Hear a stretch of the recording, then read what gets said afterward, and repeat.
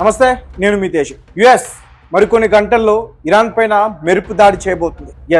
ఇప్పటికే middle east కంట్రీస్లో 10,000 మంది ఈ ఎయిర్ బోర్న్ డివిజన్ ఆ సోల్జర్స్ని అక్కడికి తీసుకొచ్చే ప్రయత్నం చేస్తుంది.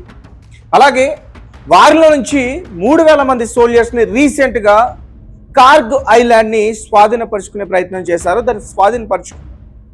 ఇరాన్కి చాలా ముఖ్యమైన ప్రాంతం అది. ఇరాన్కి ఆర్థికంగా ఉపయోగపడే ప్రాంతం అది.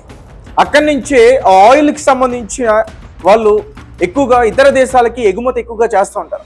అట్లాంటి కార్గ్ ఐలాండ్ని ఈరోజు స్వాధీనపరుచుకున్నారు. ఇది ఖచ్చితంగా ఇరాన్కి చావు దెబ్బని చెప్పాలి.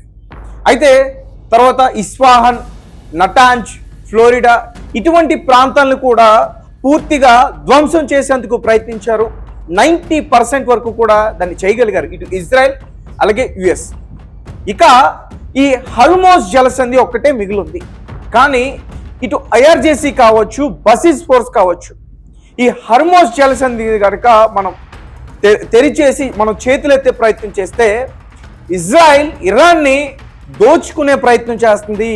యుఎస్ మాట వినాల్సిన పరిస్థితి వస్తుంది. అంటే వారు చెప్పు చేతల్లో ఉండే గవర్నమెంట్ అక్కడ ఉంటుంది. కాబట్టి ఇరాన్, ఐఆర్జేసీ, బసిస్ ఫోర్స్ ఏం ఆలోచిస్తున్నాయంటే మన ప్రాణాలు పోయినా పర్వాలేదు, ఎంతమంది చనిపోయినా పర్వాలేదు, ఎంత ఆస్తి నష్టం జరిగినా పర్వాలేదు, కానీ ఈ ప్రపంచ దేశాలకి ఎగుమతి అయ్యే, ఈ ట్రేడింగ్ అయ్యే ఈ హర్మోజ్ జలసంధిని మాత్రం ఎట్టి పరిస్థితుల్లో కూడా ఓపెన్ చేయకూడదు. 2 రకాలుగా వాళ్ళు ఆలోచిస్తున్నారు. ఒకటి, అన్ని దేశాల మధ్య ప్రెషర్ తీసుకొచ్చేందుకు ప్రయత్నిస్తున్నారు. 2, ఆ హర్మోజ్ జలసంధి దగ్గర ఒక టోల్ గేట్ లాంటిది ఏర్పాటు చేసి ఆర్థికంగా వాళ్ళకు ఉపయోగపడేటట్టు కూడా వాళ్ళు ప్లాన్ చేసుకుంటున్నారు. అయితే దీన్ని ఇజ్రాయెల్ అలాగే యుఎస్ దాన్ని తెరవమంటూ కూడా వీళ్ళపైన చాలా ప్రెషర్ తీసుకొచ్చే ప్రయత్నం చేస్తుంది. కానీ ఇరాన్ మాత్రం వెనక్కి తగ్గట్ల. ఇక ఆ దేశం పైన టెహ్రాన్ అలాగే నటాంజ్, ఫోర్డ్, ఇస్ఫాహాన్ ఇటువంటి ప్రాంతాలపైన ఈ అణు విస్ఫోటనానికి సంబంధించి, ఈ న్యూక్లియర్ వార్ హెడ్స్కి సంబంధించి, యురేనియం నిల్వలకు సంబంధించి, మిలిటరీ బేసులకు సంబంధించి, డ్రోన్కి సంబంధించి, అలాగే డ్రోన్స్ తయారయ్యే మ్యానుఫ్యాక్చరింగ్ సంబంధించి వాటన్నిటిని కూడా పూర్తిగా ధ్వంసం చేశారు. అయితే ఈ హర్మోజ్ జలసంధిని మాత్రం ఓపెన్ చేయించలేకపోతున్నారు. ఈ విషయంలో ఖచ్చితంగా యుఎస్, ఇజ్రాయెల్ చేతులు ఎత్తేసింది. దీంతో అణుబాంబు వేస్తామంటూ కూడా ఒక పక్క యుఎస్ హెచ్చరిస్తుంది. కానీ ఇరాన్ భయపడట్లా. మీరు అణుబాంబు వేస్తే మేమేం చేస్తామంటే మిడిల్ ఈస్ట్ కంట్రీస్లో ఉన్న దుబాయ్ కావచ్చు, కువైట్ కావచ్చు, సౌదీ అరేబియా కావచ్చు, ఇరాక్ కావచ్చు, వీరికి సంబంధించిన డిసాలినేషన్ ప్లాంట్స్, అంటే సముద్రపు నీరుని ప్యూరిఫై చేసి అక్కడ ప్రజలకు అందించే ప్లాంట్స్ అవి నిర్మించడం చాలా కష్టం. కొన్ని నెలల తరబడి దానిపైన రీసెర్చ్ చేసి వాటిని నిర్మించారు. ఇప్పుడు వాటిని అటాక్ చేస్తే కనుక అక్కడ ప్రజలు దాహంతో చనిపోయే పరిస్థితి వస్తుంది. ఎందుకంటే కొంతవరకు అక్కడ ప్రజలు నీరుని ప్రకృతి ద్వారా వచ్చి నీరుని తీసుకోగలుగుతున్నారు. మిగతాదంతా కూడా ఈ ప్యూరిఫై చేసిన వాటర్, ఈ సముద్రపు ఈ ఉప్పు నీరుని ప్యూరిఫై చేసిన వాటర్ని మాత్రమే ఆ కంట్రీస్ తాగుతున్నాయి. ఇప్పుడు దానిపైన అటాక్ చేస్తే ఖచ్చితంగా చాలా ఇబ్బంది. అయితే ఇటు యుఎస్, ఇజ్రాయెల్ కూడా ఆలోచించే.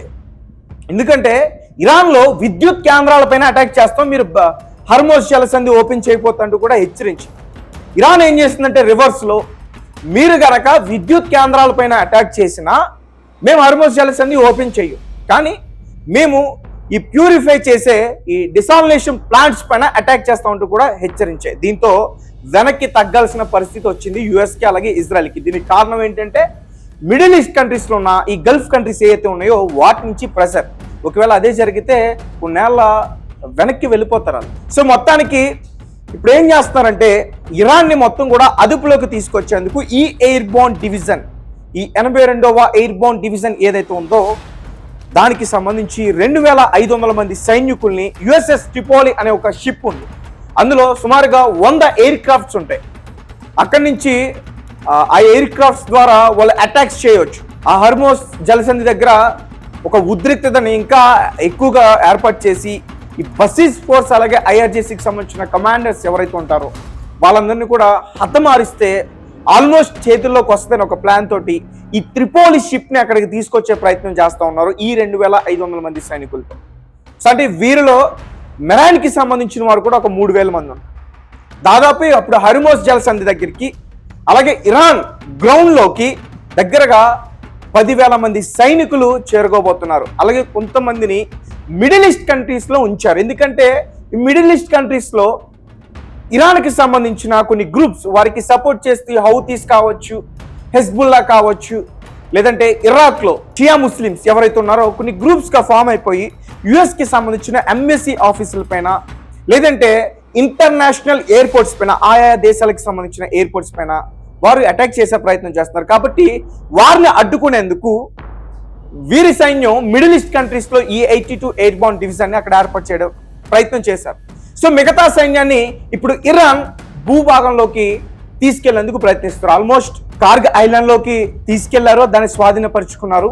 ఇక ఇరాన్లో వీళ్ళ అడుగు పెట్టనున్నారు. అయితే ఇప్పుడు ఇరాన్ ప్రజలు ఈ విషయం తెలిసిన తర్వాత నిజంగా వాళ్ళు చాలా భయంభ్రాంతులకు గురవుతున్నారు. దీనికి కారణం ఏంటంటే పెంటాగాన్ ఎయిర్ డివిజన్, యుఎస్కి సంబంధించిన ఎయిర్ ఫోర్స్ డివిజన్ ఏదైతే ఉందో ఒక ఎక్స్-అకౌంట్ వేదికగా ఒక అఫీషియల్ అనౌన్స్మెంట్ చేసింది. అదేంటంటే మాకు ఈరోజు అధిక సంఖ్యలో పిజ్జాస్ ఆర్డర్ అవుతున్నాయి డామినోస్ నుంచి, పిజ్జా హాట్ నుంచి. అంటే ఏదో దేశానికి ఊడినట్టే అన్నట్టుగా వారు పెట్టే, ఎవరు కూడా దాన్ని పెద్ద పట్టించుకోలేదు. వియత్నాం పైన అటాక్ చేసినప్పుడు కూడా అదే రకంగా వాళ్ళు పెట్టారు. అలాగే ఇరాన్ కార్గ్ ఐలాండ్ పైన అటాక్ చేసే ముందు రోజు కూడా అదే పోస్ట్ వారు పెట్టారు. తర్వాత చూస్తే కార్గ్ ఐలాండ్ ని దోచుకున్నారు. అయితే రీసెంట్ గా 18 గంటల్లో ఇరాన్ చరిత్ర మారబోతుందంటూ కూడా వాళ్ళు ఒక అనౌన్స్మెంట్ చేశారు. అలాగే యుఎస్ కొత్త చరిత్ర రాయబోతుందంటూ కూడా వాళ్ళు అఫీషియల్గా చెప్పే ప్రయత్నం చేస్తారు. సో రానున్న 18 గంటల్లో ఇరాన్లో చాలా భయంకరమైన దాడులు జరుగుతున్నాయి. ఈ దాడుల్లో ఖచ్చితంగా ప్రజాపౌరులు కూడా చనిపోయే పరిస్థితి ఉంటుంది. ఎందుకంటే యుఎస్ ఆర్మీ ఎవరిని కూడా లెక్క చేయదు. వారు ఏదైతే టార్గెట్ పెట్టుకున్నారో దాన్ని ఫినిష్ చేయడమే వారి లక్ష్యం. అందుకే 82 ఎయిర్బోర్న్ భూతాల దళాలు అంటారు. వీళ్ళ పని ఏంటంటే వాళ్ళ కమాండర్స్ ఏదైతే చెప్పారో దాన్ని మాత్రమే చేస్తారు. వాళ్ళు ప్రజాపౌరులు అడ్డుకుంటున్నారా లేకపోతే ఇంకొకరు అడ్డుకుంటున్నారా అనేది వాళ్ళు ఆలోచించరు.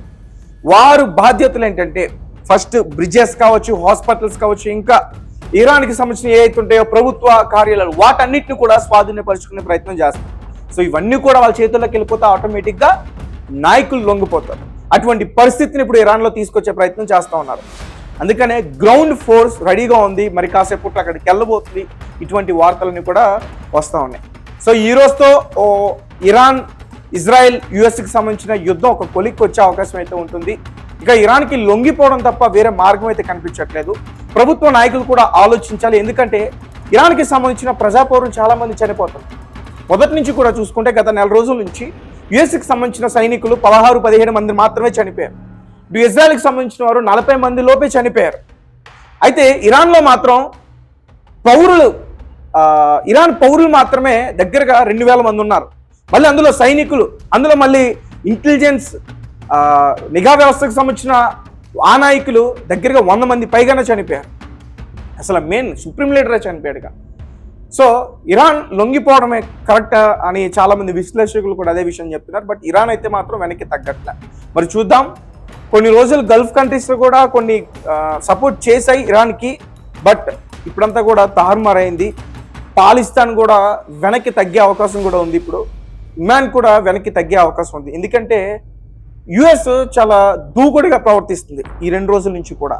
ఎందుకంటే అసలు ఈ బంకర్ బస్టర్ బాంబ్ ఏదైతే ఉందో దాన్ని ఎవరు ఊహించలేదు, దాంతో అటాక్ చేస్తారని. బట్ వాళ్ళు దాంతో కూడా అటాక్ చేశారు. అటువంటివి ఇరాన్ కాబట్టి తట్టుకుంది. ఈ చిన్న దేశాలు ఇవి కనుక ఈ బంకర్ బస్టర్ బాంబ్స్తో అటాక్ చేస్తే వారు కోలుకోవడం చాలా చాలా కష్టం. ఎందుకంటే అవి చిన్న దేశాలు కాబట్టి. రైట్, ఈ 18 గంటల్లో ఒక దారుణం అయితే జరగబోతుంది ఇరాన్లో. ముఖ్యమైన ప్రాంతాల్లో ఇంకా చాలా దారుణాలు జరుగుతున్నాయి. దీనిపైన మీ కమెంట్స్ ఏంటి, మీరేం చెప్తారు?